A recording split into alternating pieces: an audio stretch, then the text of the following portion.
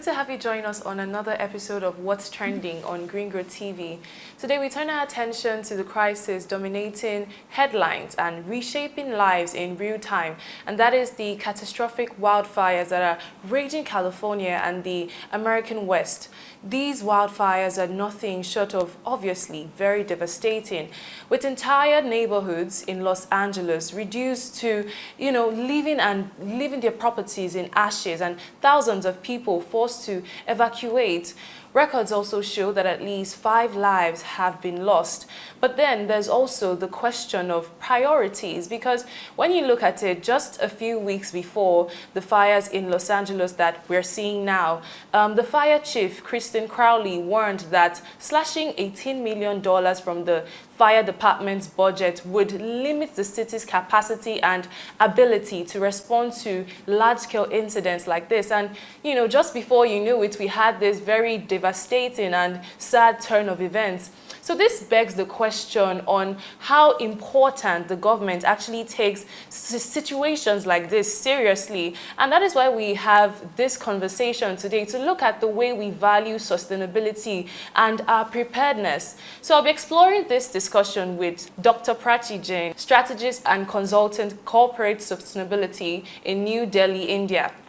We also have on the program Isiaka Ekere, Communications Associates, Brigadier Nigeria, and also a climate reporter at the Enviro News. And also joining in is Class Swatboy, National Steering Committee member, Namibia, under the UNDP Global Environmental Facility Small Program Grant. It's very good to have you all on the program with us. Thank you so much for joining. I'll start with you, Dr. Prachi. I want you to start by giving us a bit of an insight on the current situation in California with the wildfires. Now, what exactly is going on there? What are the things that you have seen so far, and especially the situation of the residents of California with these ravaging wildfires? Yeah, thank you so much for the question, and good evening, Africa from India here. Well, it's a very devastating situation currently, and it's very heartwarming and heart-wrenching to see that the people in that area are facing something like this unprecedented wildfires, which nobody had anticipated. We all know Los Angeles and California are already prone to wildfires, but the magnitude of wildfires that are happening right now is unprecedented. Within just 4 days, already economic losses worth $135 billion have been estimated, and it is expected to grow 10 times more in the days ahead. It is still unclear as to the level of forest areas and the landscapes which are going down the drain with the level of all the fires that are happening across. Still, with this kind of fires and wildfires, and there is no stopping of these wild natural calamities, the lives and the livelihoods are completely down the drain. We all know the famous celebrities who are living in that area. Houses worth millions are gutted. The situation is so diverse that it is difficult for the people to take away their belongings. The essentials, which in term, to my mind, essentials means the documentation which will help them to settle down in the times ahead, are missing, because they have to rush. It is that bad that they are not able to breathe, and it becomes very difficult for them to even move from their houses to their cars. So the situation is really alarming in that area. Yeah, all right. Thank you so much, Dr. Prachi. Let me come to you, Insiak, now. How much do you think we can link these frequent catastrophic wildfires to climate change and human practices? And how do you think we can address the root of these causes? But first of all, how much do you link this to the issues of climate change and, of course, the human indignation practices that we see? Yes, thank you much for your question. And your question is linked towards climate change, and could it be that the wildfires in California may have been caused by climate change? Well, the answer is yes. It could have been caused by climate change because we have seen human activities within those areas lead to dry effect of burning because there's a lot of leaves around the area. We have also seen industries in that area emitting carbon through various activities. And these are some of the key issues that have led to climate change, because climate change is a global phenomenon. We've also seen global warming increase to the highest record last year, which was 2023, to about 1.08 degree Fahrenheit. This shows that climate change could have led to wildfires in California case. And what could we do possibly to get out of this situation? The first is to ensure that we have policies. We should have sustainable habits and practices that could limit some of these issues that we're facing today.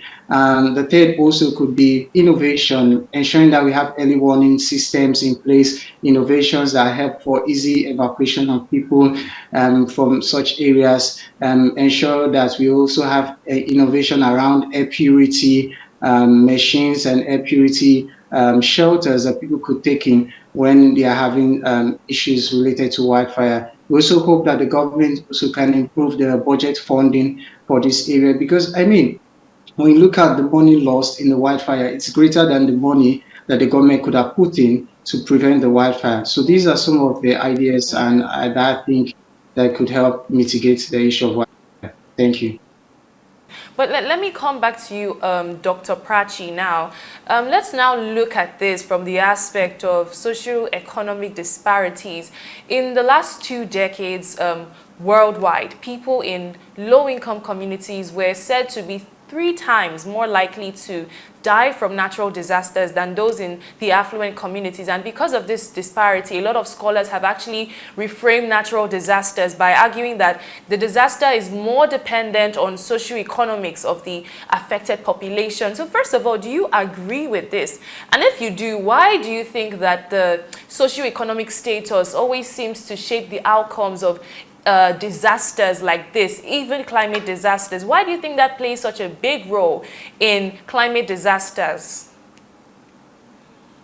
Thank you so much. Well, to answer the first part of your question, no, I do not believe in this concept. If Okay. had that been correct, the Los Angeles would have not been under fire.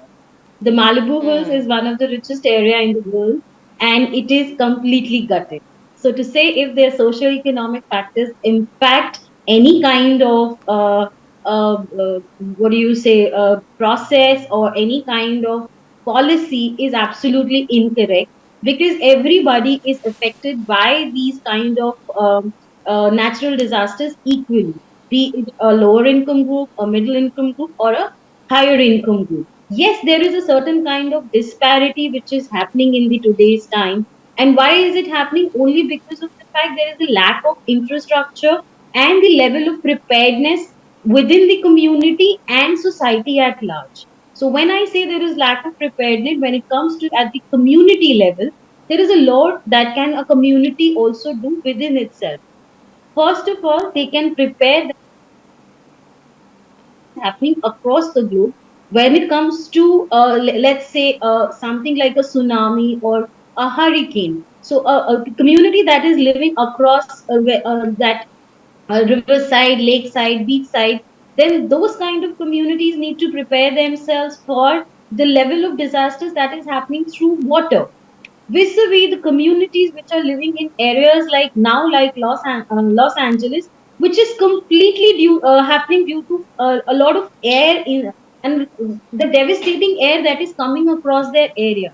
So if that kind of natural disaster is happening in their area, they need to prepare within themselves as to how they can they can protect themselves, their homes, their community, people, women, children, from the devastation that is happening through the wildfires.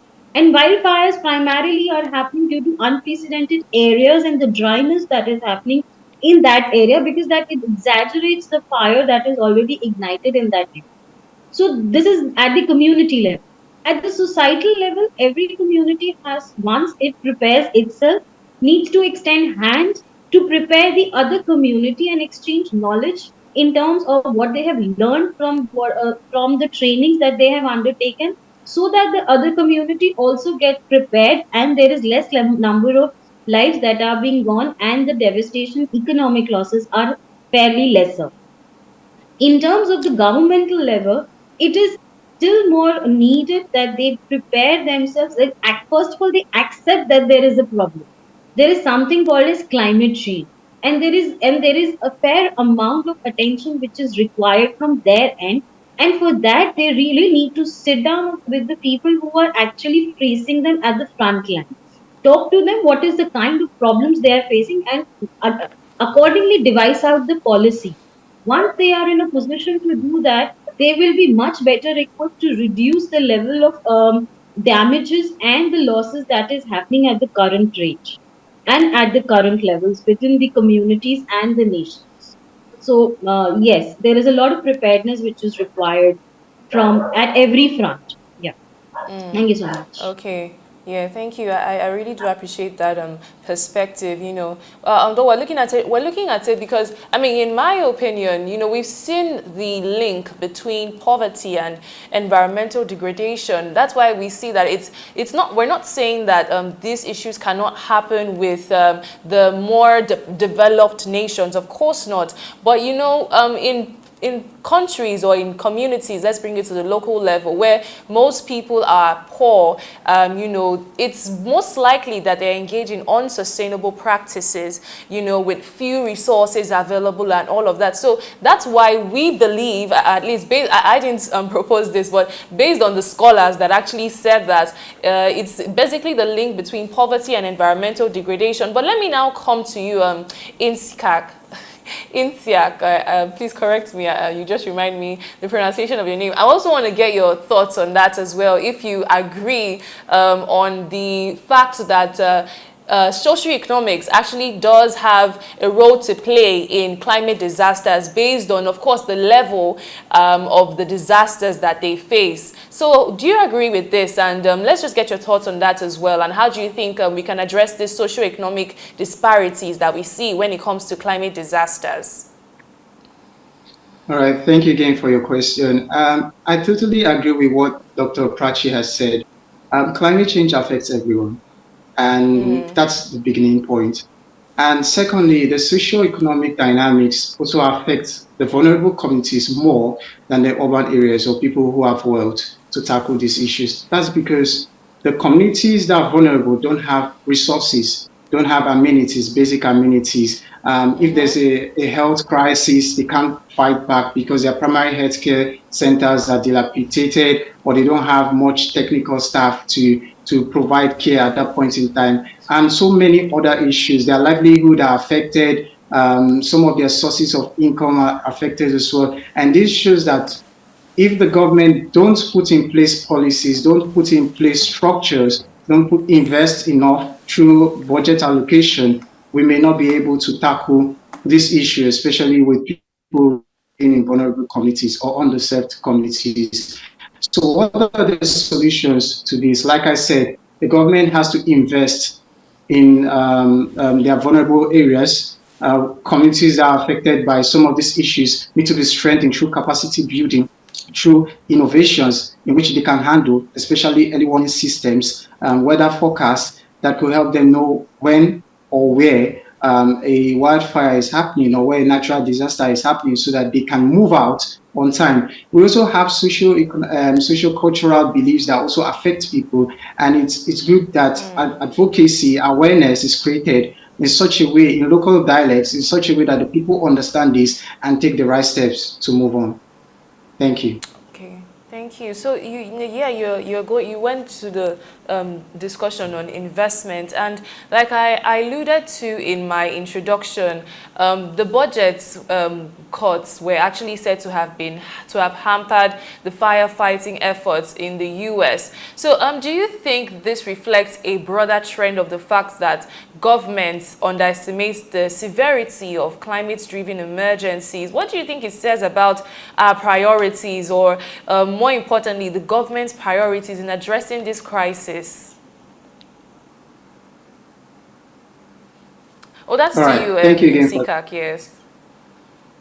All right, thank you very much. So I think it's a major backward step by government, because if you don't have investment, then the firefighters can't tackle the issue. Basically, they can't prepare themselves ahead. Of course, prepare the community as well ahead of such eventualities. But it is important that people push the government, people raise advocacy to the House of Parliament such that there's a constitution, a law backing the government to have a proportion that is perfect for the growing challenges that has to do with climate change or wildfires within that particular area. So we need more investment in tech innovations to tackle that. We need more investment to train the staffs that go in for firefighting, of course, and the community. And we also need more investment to raise media awareness across, because people use their phones, people use their televisions, so they need to have this information across, and so that they can do the needful. Thank you. Thank you very much. So let me come to you. I also want to get your thoughts on that as well. Do you think that the recent budget cuts on the firefighting department in the US reflects a broader trend of the fact that governments underestimates the severity of climate crisis? Do you think governments need to do more in addressing their priority levels when it comes to budgeting for climate disasters like this, to prepare for things like this? What do you think about that as well? So let me throw that question to you, Dr. Prachi. Let me get your thoughts on that. Well, governments are actually fairly negligent to budgeting when it comes to climate crisis, devastation, and natural disasters, which are at the level which is happening currently. Having said so, what has been discussed so far, I agree to that point to a very large extent that we need a lot of investment. There is a need for a public,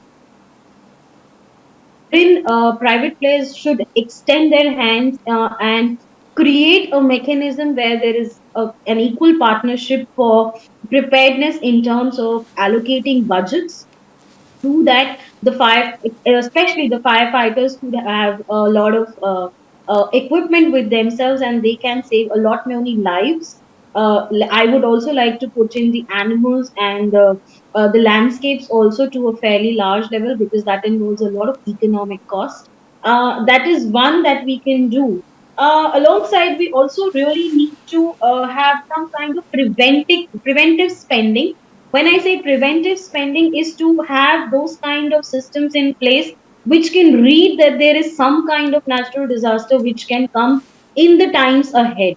Of course, we will not be in a position to foresee wildfires, but we will be in a position to foresee typhoons or maybe volcanoes or something.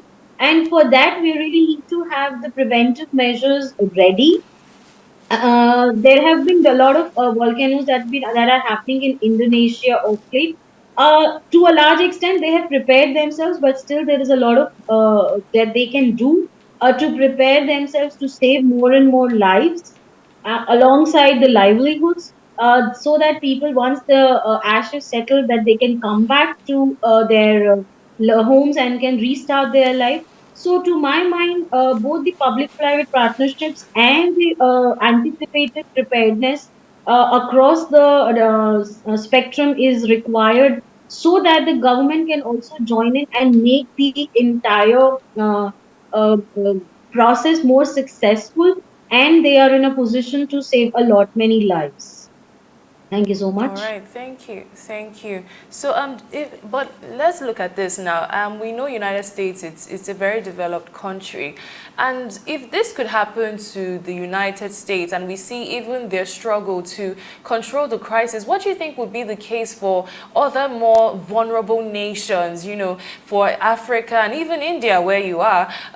For developing countries in general, where budgets for disaster management are, so to say, limited. Do you think that other more developed nations are prepared for such a disaster, even for instance, in Africa and India? Do you think we're prepared for this? Unfortunately, not. That's a very straightforward answer. We are not. Having said so, we need to prepare ourselves in with respect to the budgets. Now, how can we prepare if we do not have budgets with ourselves? We can have budgets from external agencies like Green Climate Funds, which are ready to provide you those kind of funds to prepare yourselves and create an infrastructure which is conducive for natural disasters. So this is one area that any government, I mean, African Union can do it, India can do it. So this will be one kind of alternative and a solution which can work out, so that we can have an infrastructure which is resistant, resilient to the natural disasters. Other solution that I can figure out is to have a dialogue at the multilaterals. I would quote an example of G20, which recently happened in India, wherein the African Union was being incorporated within the G20. That's a very bold step and a very welcome step in India and Yes. across, so that you can talk about the problems that you are facing and how you are presently trying to combat those kind of problems, and what is that you can anticipate in future, wherein you can discuss your issues and how the countries at the other end see that there can be potential solutions and they can invest, so that you can create a resilient infrastructure and there is less damage to the entire ecosystem. All right, thank you so much, Dr. Prachi. So we'll take a short break now, and when we come back, we'll dive into the burning question of if there is hope for changing climate crisis.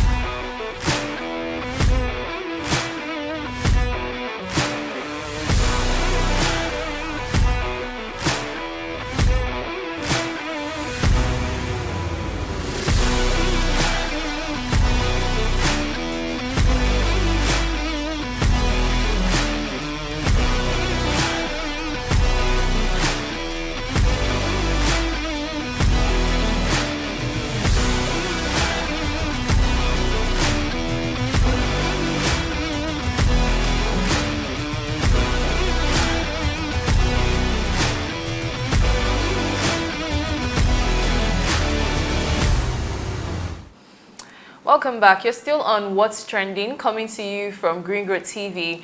Before the break, we explored the multifaceted challenges posed by wildfires, with special attention to the ongoing California wildfires, which started on Tuesday. So now let's turn our attention to the bigger picture, which is climate change. And I'll pose that question to you in SICAC. Like we've seen through the years, there's been many conferences, COP conferences, a lot of promises, a lot of pledges have been made, but the progress feels rather slow when it comes to climate change. So do you see any meaningful hope, especially at least in this year, 2025? It's a new year, so of course we started with ambitions. So do you see any hope for meaningful action to reduce its impact on disasters, especially in terms of reducing the emissions that exacerbate wildlife crisis? Because of course this is also caused by carbon emissions as well. So do you have hope that in this year or in times to come there will be better action, and what more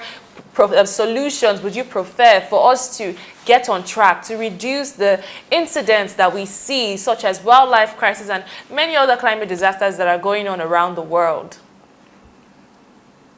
All right, thank you very much for your question. So currently I have mixed feelings about climate change and its response, especially when it comes to the government angle. This is because fossil fuel is still on the high note, and we still have real estate taking over, deforestation activities happening, and these are huge consequences that lead to climate change and affects the community at large. So what I propose to the government is a green transition to a more cleaner energy system, such as renewable energy for rural electrification, clean cooking stoves, solar energy for electrification of houses, and innovations, of course, that could help us have food security, agriculture going forward. I also think that the government needs to look at some of its actions as regards to policies. What policies are put in place to ensure that industries do not flare gases? What policies are put in place to ensure that greenhouse gases and its emissions are not widespread? And this will help us know if we should be hopeful or not. So at the stance now, I have mixed feelings, but I'm optimistic that with actions from civil society organizations, private sectors, with innovations from youths, we could make a really big impact and improvement from where we were in 2024, 2023, and 2023.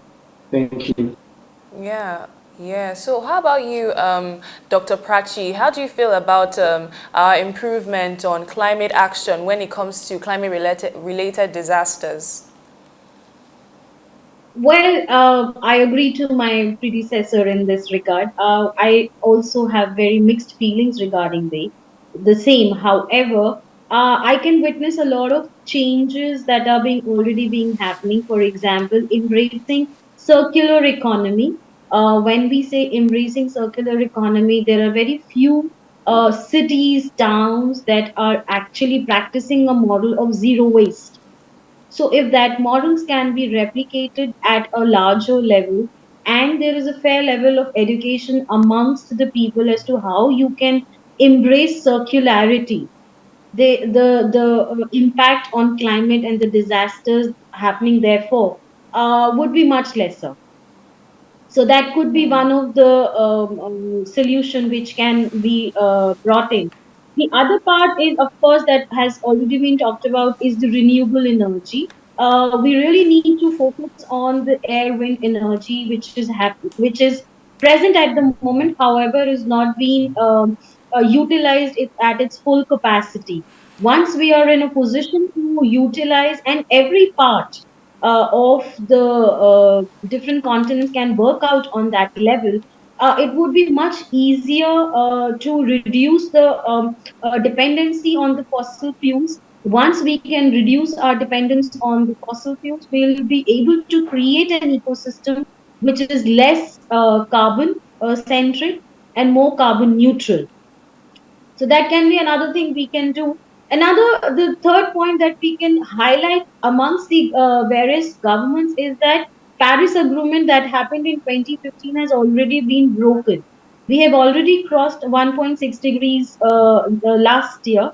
So if we can bring that to the Yeah. notice of the governments that these kind of data is already available and we are facing the brunt, we can see. I mean, in Delhi today, it's unprecedented cold. I'm in 3 to 4 layers of woolen clothes, sitting inside my office, and still I'm wearing that much of clothes because it's too cold here.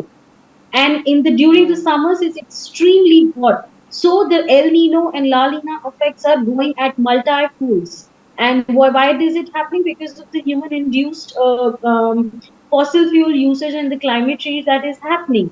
Industrialization has gone multi-folds, and we really need to reduce our dependence on the fossil fuel. Industries need to work, but and at the other end, we really need to educate the corporates that you really need to have corporate sustainability both at the administrative level and at the manufacturing and the factory levels. Once we can do that and we can embrace circularity at that level, it is a possibility that we can reduce the climate impact and create a carbon neutral ecosystem. Thank you so much. Yeah, thank you very much. You mentioned about the ecosystems as well, and as you know, as the wildfires burn more intensely across the larger areas of course, the damage is not done to human beings alone. So, what can be done to also protect our biodiversity and restore the damaged ecosystems that come as a ripple effect of this crisis? So See, that's to you, Dr. Prachi. yeah, okay. Thank you so much.